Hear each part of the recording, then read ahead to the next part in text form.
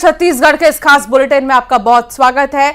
मैं हूं आपके साथ अंशिका पाठक। शुरुआत करेंगे बुलेटिन की सबसे अहम खबर के साथ। नरेंद्र मोदी के तीसरी बार प्रधानमंत्री पद की शपथ लेने की तैयारी चल रही है। दूसरी तरफ छत्तीसगढ़ से केंद्र कैबिनेट में जगह मिलने वाले संभावित चेहरों पर भी चर्चा तेज हो गई है। बताया जा रहा है कि छत्तीसगढ़ के किसी एक चेहरे को मोदी कैबिनेट में जगह मिल सकती है। इस रेस में सबसे ज्यादा वोटों से जीते बृजमोहन अग्रवाल और दुर्ग से लगातार दूसरी बार सांसद बने विजय बघेल, संतोष पांडे के नाम की चर्चा काफी ज्यादा तेज हो गई है।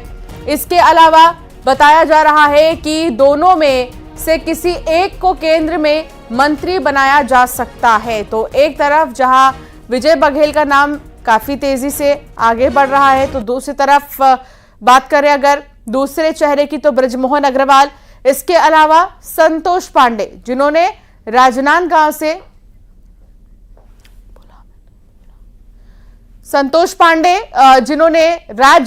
से हम कह सकते हैं राजनांदगांव से भूपेश बघेल को हराया है चुनाव में।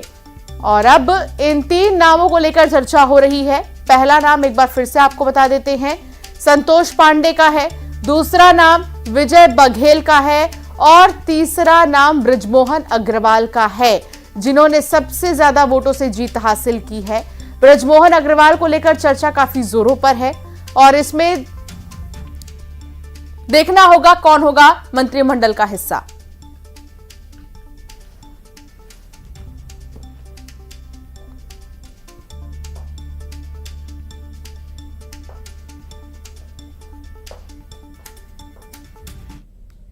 छत्तीसगढ़ से केंद्र में मंत्री बनाए जाने के सवाल पर डिप्टी सीएम विजय शर्मा ने कहा कि केंद्रीय कैबिनेट में छत्तीसगढ़ को जितनी भागीदारी मिले वो अच्छा है। जितने लोगों को मिले उतना अच्छा है। छत्तीसगढ़ का प्रतिनिधित्व वहां बढ़े, ये बहुत अच्छी बात है। और कुछ तो होगा, जरूर होगा, कुछ अच्छा ही होगा। तो सुना आपने क्या कहना था विजय शर्मा का, डिप्टी सीएम का। छत्तीसगढ़ के मुख्यमंत्री विष्णुदेव साय आज दिल्ली दौरे पर जा रहे हैं, जहां छत्तीसगढ़ से संभावित मंत्रियों के नामों पर चर्चा होगी। विष्णुदेव साय दिल्ली में पार्टी मुख्यालय पर होने वाली बीजेपी की बैठक में शामिल होंगे। सीएम साय आज रात 9:20 पर रायपुर से दिल्ली के लिए रवाना होंगे। लोकसभा चुनाव के बाद मुख्यमंत्री का यह पहला दिल्ली दौरा होगा।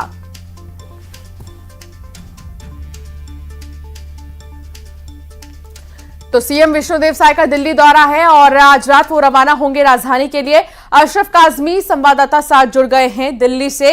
अशरफ, क्या जानकारी आपके पास? विष्णुदेव साय दिल्ली जाएंगे और मुख्यमंत्रियों की जो बैठक होगी उसमें भी वो शामिल हो सकते हैं। बिल्कुल, देखिए विष्णुदेव साय आज देर रात यहां दिल्ली पहुंचेंगे और कल भाजपा के संसदीय दल की बैठक है और उसमें छत्तीसगढ़ के जितने नवनिर्वाचित 10 के 10 सांसद हैं वो भी शामिल होंगे। वो लोग और उस बैठक में प्रमुख रूप से तो प्रधानमंत्री नरेंद्र मोदी को अपना नेता चुना जाएगा, ये औपचारिकता निभाई जाएगी। लेकिन जो सबसे महत्वपूर्ण बात चल रही है राजनीतिक गलियारों में कि इस बार जो तीसरी बार जब प्रधानमंत्री की शपथ नरेंद्र मोदी लेंगे तो छत्तीसगढ़ के हिस्से क्या आएगा, क्योंकि अभी तक की जो हिस्ट्री रही है, चाहे आप 2014 की बात कर ले, 2019 की, तो एक एक एमओएस मिला है। और सबसे पहले 2014 में मुख्यमंत्री विष्णुदेव साय एमओएस स्टील बने थे।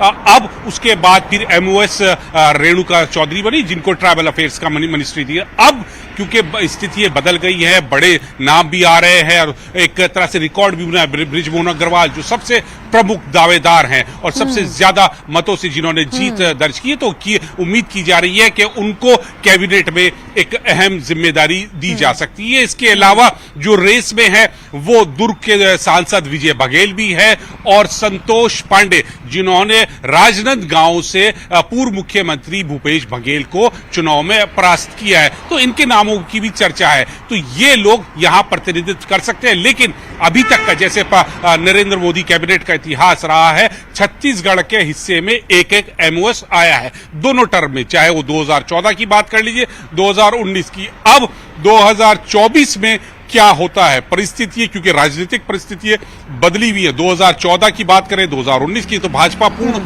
बहुमत के साथ थी। अब वो एनडीए के साथ पूर्ण बहुमत के साथ है, जबकि भाजपा 240 पर है। तो यानी वो बहुमत का जो आंकड़ा होता है भाजपा अपने दम पर वो हासिल नहीं कर पाई, उसको सहयोगियों की जरूरत है।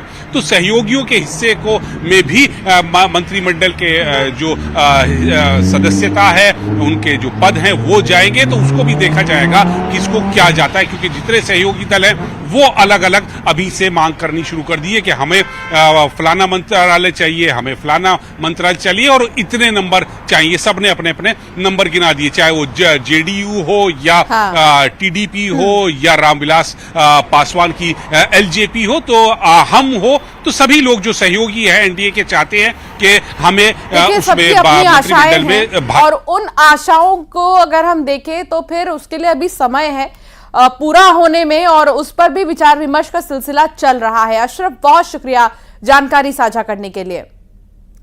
तो राजनांदगांव लोकसभा सीट से दूसरी बार सांसद बने संतोष पांडे ने न्यूज 18 से खास बातचीत की, जहां उन्होंने कांग्रेस पर जवाबी हमला करते हुए कहा कि जनता ने कांग्रेस को करारा जवाब दिया है। डबल इंजन की सरकार देश को विकास की दिशा में आगे बढ़ाएगी। सर, चर्चित सीट रही है देश भर में, बड़ी जीत एक तरीके से मान सकते हैं जी। ये जनता का आशीर्वाद रहा है और सबने पूरा राजनांदगांव अवधि से लेकर के चिल्फी तक की जनता का आशीर्वाद मिला है जी। फोकस किस पर रहेगा सर अब? माननीय नरेंद्र मोदी जी बहुत काम करने वाले हैं, रोड मैप तैयार है, राष्ट्र में अनेक बड़े बड़े निर्णय होंगे 17वें 18वीं लोकसभा में जी। मंत्रिमंडल को लेकर भी चर्चा हो रही है सर, आपका नाम चर्चा में है। ऐसा है, ये वरिष्ठों का है और हमें उसके विषय में किसी प्रकार की सोच नहीं रखनी है, ये काम उनका है जी। तो ये थे सांसद संतोष पांडे, जिन्होंने कहा कि जीत बड़ी है लेकिन विकास जो है वो जनता के लिए करना है और इसी पे आगे बढ़ते रहना है। कैमरामैन राजेंद्र सिंह के साथ आकाश शुक्ला, न्यूज 18 रायपुर। बिलासपुर लोकसभा सीट से बीजेपी के नवनिर्वाचित सांसद तौखन साहू ने न्यूज 18 से खास बातचीत की, जहां उन्होंने कांग्रेस पर निशाना साधते हुए कहा कि कांग्रेस ने दागी प्रत्याशी को मैदान में उतारा था, जनता ने करारा जवाब दिया है। देश में फिर से एनडीए की सरकार बनने जा रही है। किस पर रहेगा, किन मुद्दों पर जाएंगे?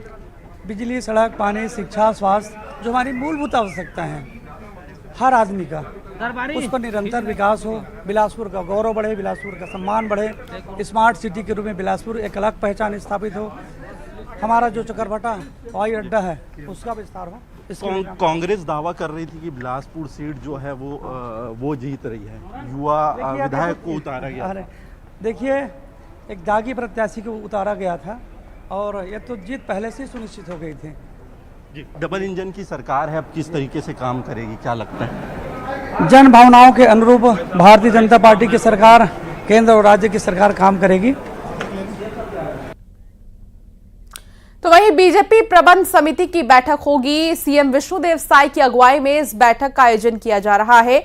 छत्तीसगढ़ से जीते हुए बीजेपी के सांसद पहुंच चुके हैं। लोकसभा चुनाव के बाद सांसदों की ये बैठक बेहद अहम है। बीजेपी के सभी 10 सांसदों की बैठक चल रही है। विष्णुदेव साय की अगुवाई में ये बैठक चल रही है और बेहद ही महत्वपूर्ण बैठक। सभी निर्वाचित सांसद इस बैठक में मौजूद हैं। 10 के 10 तमाम जितने भी सांसद हैं वो इस बैठक में मौजूद है। विष्णुदेव साय की अगुवाई में ये बैठक चल रही है।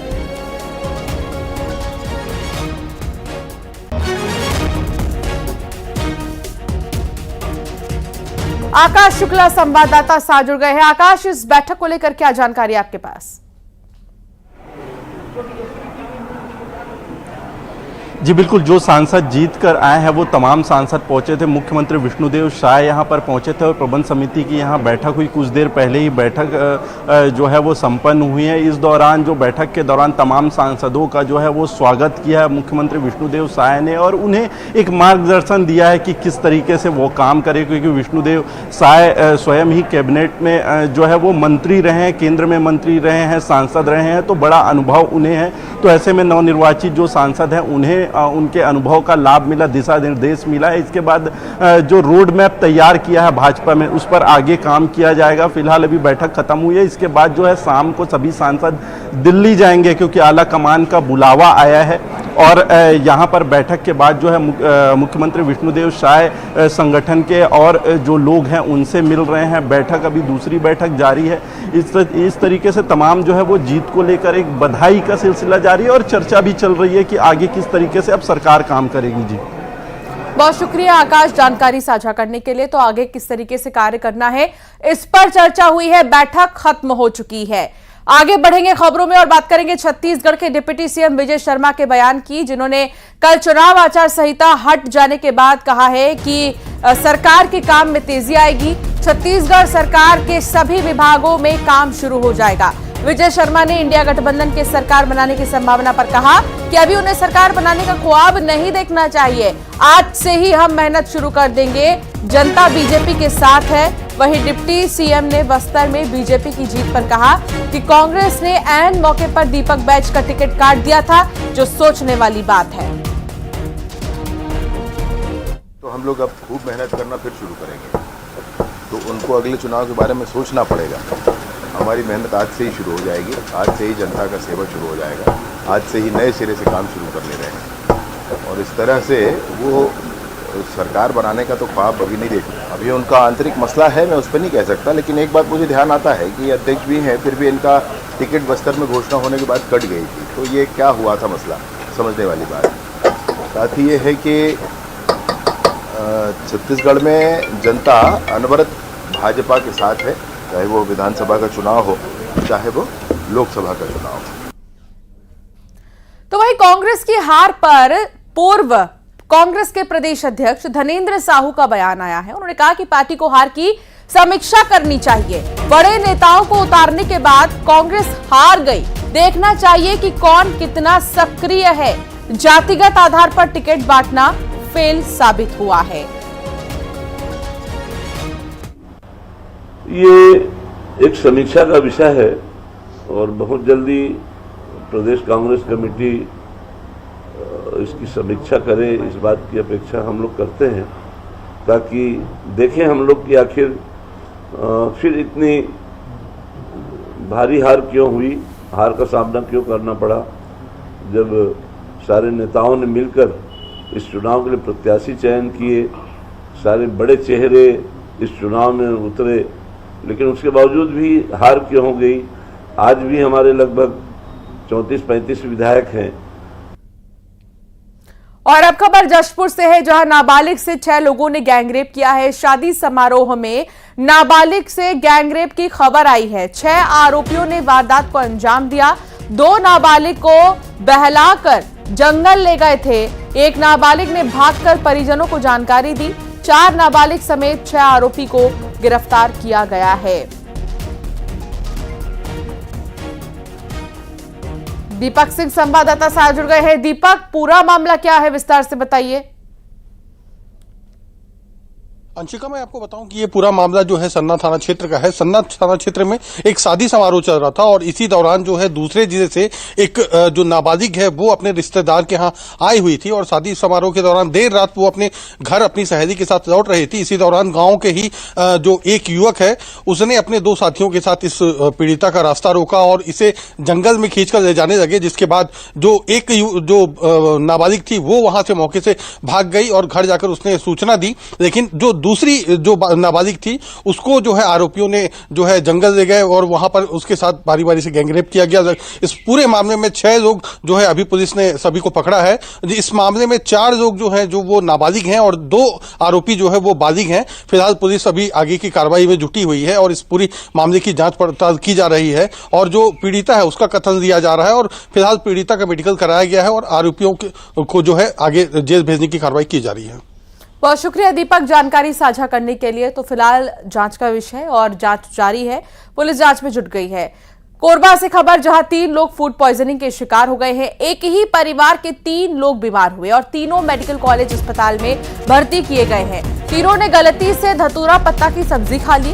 कुसमुंडा थाना क्षेत्र के वैशाली नगर का यह मामला बताया जा रहा है और गलती से ये जो धतूरा है धतूरा का पत्ता, इसकी सब्जी खाली इन तीनों ने, और फिर इनकी तबीयत अचानक से बिगड़ी, जिसके बाद इन्हें अस्पताल में अब भर्ती किया गया है।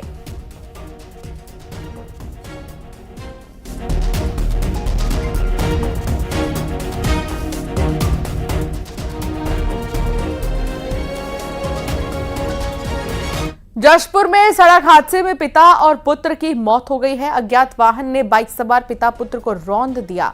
हादसे में पिता पुत्र की घटना स्थल पर ही मौत हो गई है। रिश्तेदार के घर से लौट रहे थे पिता और पुत्र। हालांकि बगीचा थाना के सरई पानी में यह हादसा हुआ है, जिसको लेकर जांच चल रही है। जशपुर में लगातार रफ्तार का कहर, और ऐसे में पिता और पुत्र की मौत की खबर आई है। अज्ञात वाहन ने बाइक सवार पिता पुत्र को टक्कर मार दी, रौंद दिया, और हादसे में दोनों की ही घटना स्थल पर मौत हो गई।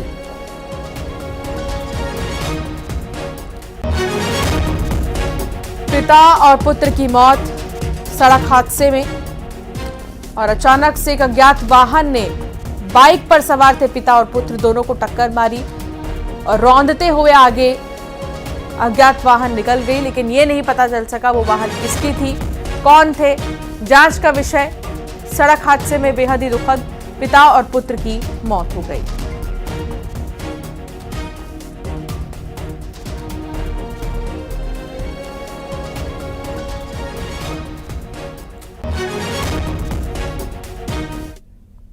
तो वहीं जशपुर में मवेशी तस्करों पर कार्रवाई की गई है। पिकअप को फिल्मी स्टाइल में पकड़ा गया है। कांटों का तार बिछाकर ब्लास्ट किया गया। अंधेरे का फायदा उठाकर तस्कर फरार हो गए हैं। 11 मवेशियों को तस्करों से छुड़ाया गया है, और लोदाम थाने के पोरतेंगा का यह मामला बताया जा रहा है।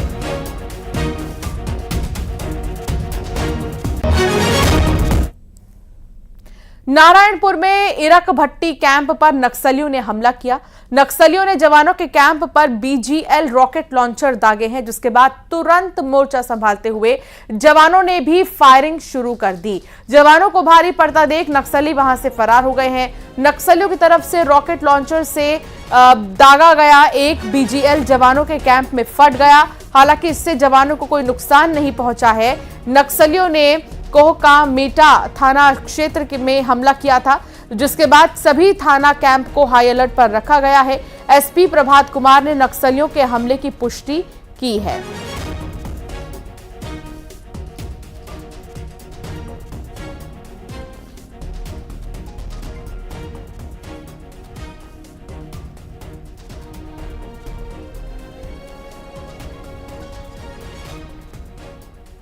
तो वहीं महासमुंद के बागबाहरा ब्लॉक में स्वास्थ्य विभाग ने झोलाछाप डॉक्टरों के खिलाफ अभियान शुरू किया है। ब्लॉक में ऐसे झोलाछाप डॉक्टरों की सूची तैयार की गई है जो मरीजों की जान से खिलवाड़ करते हैं। ऐसा डॉक्टर की सूची पीएचसी प्रभारियों के जरिए भेजी गई है, जिसके बाद विभाग इन डॉक्टरों के खिलाफ कार्रवाई की तैयारी कर रहा है। विभाग ने इन सभी डॉक्टरों से इनकी डिग्री मांगी है। बिना डिग्री वाले और डिग्री से अलग इलाज करने वाले डॉक्टरों के खिलाफ कानूनी कार्रवाई की जाएगी। बागबाहरा ब्लॉक के ग्रामीण इलाकों में अवैध पैथोलॉजी क्लिनिक, बंगाली डॉक्टरों की करीब 200 से ज्यादा अधिक दुकानें संचालित हैं बिना डिग्रीधारी। ये डॉक्टर मरीजों को भर्ती करने के साथ ही उनकी माइनर सर्जरी तक करते हैं। इनकी लापरवाही से पिछले साल लगभग आधा दर्जन से ज्यादा लोगों की मौत भी हो गई है, जिसे देखते हुए विभाग ने कार्रवाई की है। आने वाले दिनों में छत्तीसगढ़ का मौसम बदलेगा। छत्तीसगढ़ में बारिश का अलर्ट जारी किया गया है, और छत्तीसगढ़ के 8 जिलों में बारिश का अलर्ट जारी किया गया। मुंगेली समेत कई जिलों में बारिश के आसार हैं। अगले 24 घंटे में झमाझम बारिश की संभावना है। पिछले 24 घंटे में ओरछा, कवर्धा में बारिश हुई है। छत्तीसगढ़ में प्री मानसून की दस्तक हो चुकी है, और ऐसे में प्रदेश में प्री मानसून की दस्तक से कई इलाके ऐसे हैं, शहर ऐसे हैं जहां बारिश की संभावना है। 8 जिलों में बारिश का अलर्ट जारी किया गया है। मुंगेली समेत कई जिलों में बारिश के आसार हैं, और 24 घंटे झमाझम बारिश की संभावना है।